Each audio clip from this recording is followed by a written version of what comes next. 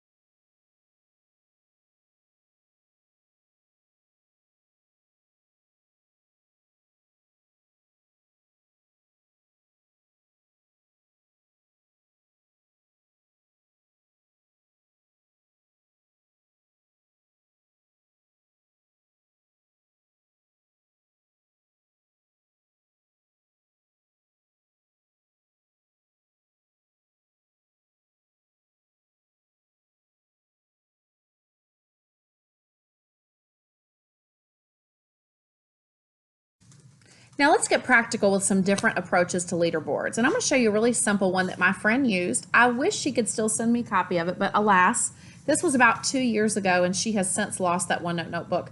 But I just want to show you an easy way that you could have even elementary schools maintain a guild leaderboard. So I am in Excel, and you can use Excel separate, or as my friend did, if you go into OneNote, you can actually insert a spreadsheet from the insert menu here. Still a functioning Excel spreadsheet. And you'd be able to do this function either way. But I want to show you in Excel for this one specific reason. Anytime you're missing a command that you feel like you need in Excel, and you have that capability like you're running the latest update or version, if you will just right-click and go to Customize the ribbon, you'll be able to put checkboxes over here. Now, I've shown this in other videos for different tools, so it works the same way in the whole Microsoft suite. I'm going to go to the word Draw, and I'm going to put a checkbox, because here's what she had her kids do. When I met with her, and her name is Nikki, I'm giving her a shout out here. When I met with her to talk about gamification, she was so excited, and she's like, Suzy, I'm a technology teacher for elementary. I have little kids, and I only have them once every 6 days. So I need a really easy leaderboard where we can track their accomplishments. And so we talked about, I said, well, what theme should we have? And she says, well, I have 7 desks or 7 rows of desks. And so we were very generic, and we made the 7 continents. And apparently I put one of them twice. 1, 2, 3, 4, 5, 6. Africa. Sorry, y'all. This is real life. Anyway, so she made her 6 teams, or her 6 guilds, the continents. Really easy way for her not to have to move anybody. And then I showed her how the kids could come in. She was going to have a team captain, and every time they came in, that team captain was going to take the marker. And you guys are going to get to see me draw here with a mouse, because I do not have a touch screen, unfortunately. Boo. But you're going to get to see me draw with a mouse. And she would let her team captains come in, and they would shade in. Oh, this is terrible, y'all. Try to make it a little bit fatter at least. Okay, fat pen. Change the color. There we go. There's the fatness. That's what I want, people. This is live demo here. She would have her team captains, as I've said 15 times, come in and shade the leaderboard. And, they each probably would have a different color or something. Again, I'm doing this live because she could not find hers to show me, which is totally fine. I helped her make it, but I've moved jobs and she has been in grad school, so that's the thing. But anyway, they would come in and they would shade how many XP that their group had, not the individual person. And of course, if this were the real one, it would be labeled up the side. So let me get rid of my pen. Let me go back to typing, which I'm still on drawing. How do I type? I don't know. But anyway, let me try. Nope. Yes, I'm typing down at the bottom. Anyway, just imagine with me, she's going to have, there they are. She's going to have different labels. So out to the side, she might have 50 and then go down to 45, starting with her biggest one at the top so that they could work their way up. So just a really easy way for even little kids to come in and say, okay, I'm tallying up all my group's XP for the week, and what we're going to display to the class is just this group display. So that's one way. Stay tuned for some more. Now, don't run away screaming when you see that I'm showing Excel again. I know for some people, they think Excel is the most intimidating Microsoft product, and I for sure am not an Excel expert, but I can do basic things, and that's here what I want to show you. So actually, I want to show you 2 types of leaderboards within one. I'm going to show you an individual leaderboard, and I'm going to show you how we can tweak that individual leaderboard so that your whole group doesn't have to see everything. So let's go ahead. I'm on personal OneDrive. There's a reason for that, because this feature I'm going to show you of embedding is only right now. It says the word embed on work or school OneDrive, but to me it's a trick, because unless the kid has rights to that folder or that document already, they're not going to be able to see the embed either. So I just like personal OneDrive for this particular application. Personal OneDrive is free. You just don't get as much storage as you get with the paid OneDrive. So anyway, here's what I want to show you. So I've got my individual players here. They have really creative names. And I've got room on this particular spreadsheet for a bunch of players. I have like 11 per team. You probably would not have that, but I just wanted you to see the different colors.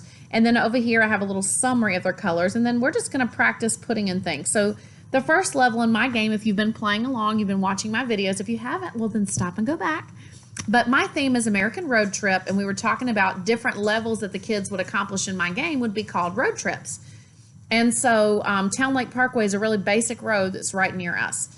And so I am going to make that my level 1. I'm going to just put in scores. Let's say for this week, John has earned 450 points. I'm the big sister, so of course I earned 600. Jamie's little, he earns 345. And then Bill, we're going to keep it simple, 100, 101. This team's really struggling. Okay, but I just want to show you quickly, and I would make maybe a fancier, you can put assignment by assignment. I just want you to get the gist of it. The teams over here could have names. I could call this one, for example, Orange Crush, or the Smurfs, or whatever. I could keep going, put my points in. But here's just a really easy way that you use this to track individual points. I'm going to click over here in my score box, and I'm going to be in G2. So right underneath where it says score, and I'm just going to do a really basic function. Y'all, I'm not fancy with Excel, but I can do basics. And sometimes I have to try those more than once. I'm going to do equal sum, and then I'm going to open a parenthesis. And when I do, I am going to drag over all the things that will eventually need to be totaled for a particular team. So for orange, you can see that I've outlined all their levels for all their weeks. Okay, I've got every player every week. Now again, this is probably going to be a much wider, more detailed scoreboard if I were really going to do this, okay? Once I've got it, over here it shows me I'm going all the way from B2, the colon means get everything in between B2 and E11, and then it's my job to close the parentheses. And once I push enter, I'm going to get a total, okay? And you could repeat that process of typing that formula again. But here's another trick. If you just click on where you did the formula before and then hover on this little square in the bottom right, do you see how my cursor is turning into a crosshair? And I click and drag, and what it says to the computer is I need you to repeat that formula for the other team. Now, apparently that did not work, so let's try one more time. Equals sum, and then you know what, because it's trying to drag the next one in the range, and that doesn't make sense. So it's my fault. It was not Excel. I'm going to highlight all the section for the blue team. I'm going to close the parentheses and hit enter, and they have a whopping 303 points. And then, of course, I could sort these, whatever else I need to do. But if I want a really easy way to display a whole leaderboard, that's the way to do it. Now, I told you before that displaying an individual leaderboard requires really some caution, okay? So I'm going to show you in the next little snip how you can tweak this a little bit so that kids see enough, but they don't see everything. So we're back on this same leaderboard, but again, I said that we want to proceed with caution with showing everybody's name, score, and whatever. So I want to show you what you can do with just showing a part of the leaderboard, but you not having to maintain two different leaderboards, two different places. Like here's a group one that I have to write on by hand, but then here's the individual one. I want you to have one place where you can put everything. And so let me just show you really quickly. We're going to go to File, Share. You're going to look for this word Embed. Now this part got me last time. You can go if you want to select your range over here. So I'm just going to select team, score, and the names. And again, these would have scores in them. But here's the deal. You have to make sure then you check select a range. You want the preview over here to match what you have selected here. And then come down to the bottom. You're going to grab that. If you find when we paste it in just a minute that it's not wide enough or not high enough, you can come back here and change and copy a new code. But I'm going to go to Sway, and I picked Sway because Microsoft products obviously really like each other, from Microsoft to Microsoft. And you could put Leaderboard here, and this is a link that you could share with your students. Now, an embed means that it's going to update dynamically. Anytime you make a change, now if they're looking at it at that moment, they may have to refresh it, but they're always going to see the most current copy. It's like a living copy that's previewed somewhere else. So embed codes can go on a Sway, on a website, anywhere that you have the ability to add code. So I'm going to come down, I'm going to push plus, I'm going to find the media section, and then I'm going to choose embed. And that will allow me to paste this crazy wonky code that I don't have to know what it means. That's okay. When I go to design, it's going to give me this little preview. And that is exactly what I wanted them to see. Not everything, but I still have everything here. If I wanted more, or if I wanted to change the numbers, so for example, I want to give this poor team down here 1,400 points. Okay, and I obviously didn't do my form. Oh, I did. Okay, so here's my formula. Okay, I'm going to go back to File, Share, Embed. I'm going to again select a range, and I want to select this one. I don't even have, y'all, I was doing this whole step, which was good for you to see. But I didn't even have to do that because guess what? I just told you it'll update dynamically. So when I give him more points, all I have to do is refresh. But didn't you like that little magical mystery tour with me? For no reason. When I click view, then I can see it's 1895 to 1703 instead of that pitiful 303 or whatever they had before. Okay? So it's a really great way to take the same leaderboard that you're using, but make it more private for students to see. And it doesn't look as elementary as the coloring one that my friend in elementary school did use. So 3 types of leaderboards, 3 views of leaderboards, I should say, that should work well for your class. So friends, I want to end with this. If we're talking about one of my main blog pillars, which is motivating or engaging students through gamification, grades are just a fact of life in most every school. Now, if you have a school where your kids have been delivered from grades, that is totally up to you. But I know that in my part of the country, I don't think that's going to change anytime soon. But the caution was that XP should not be strictly tied to grades, because then kids know, oh, he's got 1,200 points, he's got an A. She's got 300 points, she's got an F. So just some ideas for awarding XP. I have some friends who have only gamified their behavior system. One friend in particular, she teaches a special ed resource class in high school. She's a science teacher, and she said it works so well to use XP, but then give out rewards like sitting in the teacher's rolly chair or listening to music or other things that didn't cost money, homework passes. Another friend in high school math did the same thing. Again, I'm from a middle and high school background, so that's just where those examples come from. So don't feel like you have to start with grades. You can start with gamifying your behavior. However, if it's really important to you, as it was to me, that kids also do their work, then building in different ways that it's not just their grade equals XP, but can they do a secret challenge project? Can they go off and do what I would call a roadside attraction, because my game was all about the American road trip. Can they do this extra thing, and can they earn more XP? And then finally, my friend Beth Box, you can find her on Twitter. She is the first one to introduce me to gamification in such a robust way, and so I give her all the credit. But she had a list of secret achievements her kids could earn. They didn't know they earned it until it actually happened. But then when you get in a club, it makes the other kids, it reminds me of like the Freemasons or something, to be one, ask one. It makes other people curious of, oh, how did that person just get a reward randomly? Well, their parents came to open house, and or they opened the door for somebody, or they picked up trash without being asked. Like these little things that are just being a good human and helping their parents be involved in school, but they don't even know what they are until they unlock them. I love that. I think anything you can do to keep mystery in the game is going to keep it more and more exciting. And they don't have to know if you don't have the secret achievements invented yet. You can invent them on the fly. And, oh, he just earned points for such and such. It's you. It's your prerogative. In the words of Bobby Brown, you can do what you want to do. So I hope this has helped. I hope that as we're into video 4, that you're thinking, that your wheels are turning, that you could really get your kids engaged. We're going to dive back into these pieces of gamification with different little tips and tricks along the way. And I do have one coming soon on Easter eggs. Can't wait to show you that one.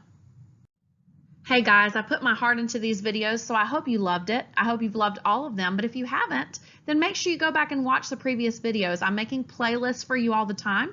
So if you're somebody who wants time savers, there's a playlist for that. If you want to gamify, playlist for that. And all of my themes of my blog. So did you like it? Go ahead and click the thumb below. If you really liked it, I'd love if you shared it on your favorite social media channel. I'm at Suzy Lolley on Twitter.